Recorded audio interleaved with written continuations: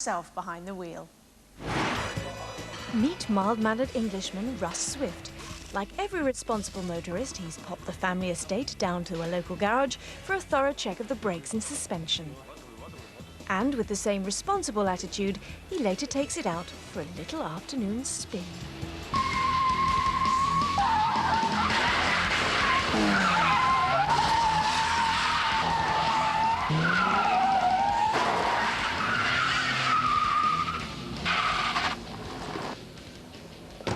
Russ Swift is the world's leading precision driver, but we've posed a demanding and exhausting challenge. Establish 2 driving world records in 2 days in 2 different countries. Day 1, a disused factory in Munich, Germany.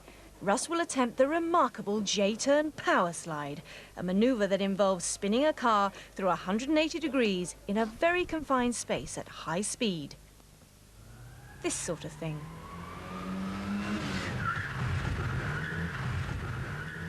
J-turn is a manoeuvre which I get quite heavily involved with the armed forces, the police and anybody who needs to get out of an ambush situation quickly, and it entails retracing your steps as quickly as possible. This is no special high-performance vehicle. It's a standard Escort with 40,000 miles on the clock. What's more, it's a left-hand drive model, unfamiliar territory for the ice-cool Englishman.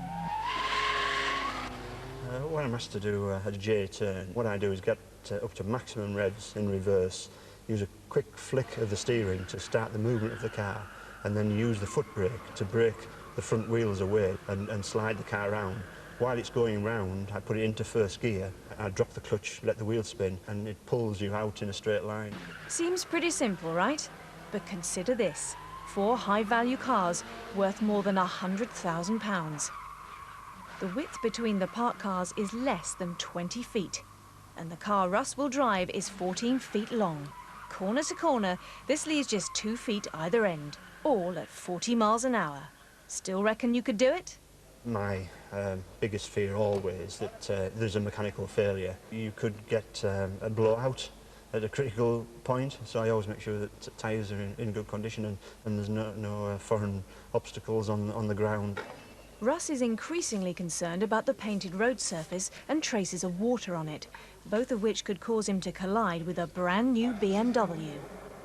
But with Russ's first day nearly gone, there's little room for nerves. I'm getting all the symptoms. I've got the sweaty palms and starting to get a bit of gurgling in the stomach, but mentally I think I've just learned to cope with it over the years. Russ has a lot to think about right now.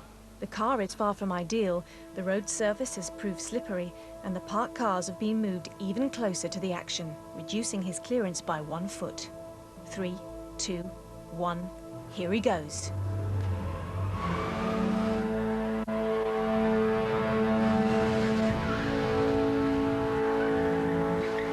He's done it, a brand new Guinness World Record. Oh, very well. I don't think I hit anything, so I just got up to speed as fast as I can, got as close with the front end so I could watch my front end, and I knew if I could get close to the cars on that side, I'd have room at the back, and I didn't hear any bangs, so we must have done it. But with no time to bask in glory, Mr. Swift dashes back to the UK for the 2nd of his record attempts. Now, have you ever struggled with getting a car into or out of a space like this? Russ Swift has pioneered a rather unique parking manoeuvre, and this forms his 2nd record attempt on a tight deadline. Just take a look at this. Russ already holds the world record in this parallel parking spin, but now he aims to reduce the clearance between the 2 parked cars even further. When I set the record before, I thought that would be difficult to beat, and if I beat it today, I'll be very, very pleased. There's definitely a good chance of some contact today, I would think. The current record allows a total clearance of 35 centimetres, little over 1 foot. Today, Russ is aiming to park the car in a single manoeuvre with 33 centimetres to spare, the width of a hand at either end. As the 2 parked cars are edged even closer together, the deteriorating weather is posing real problems for Russ's calculations. Guinness stipulate that both wheels must be within 30 centimetres of the curb, but neither wheel must touch it. Because of the wet surface, Russ has to compensate for the increasing loss of traction. It's not just a matter of pulling on the handbrake and ending up in the gap. I'm working and adjusting all the way in.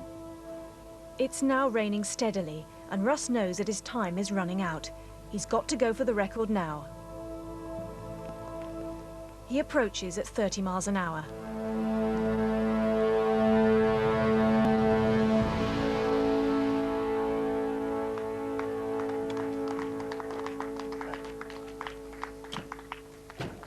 That looks good.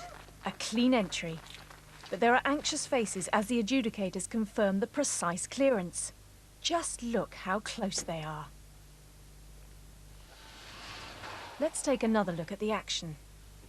That is painfully close. Can you believe your eyes?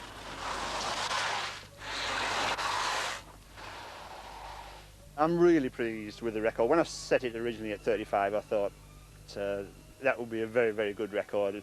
And being asked to do it again, I thought, I'm not going to do it by much. But I'm really pleased to break it now, and I think this record will stand for a long time.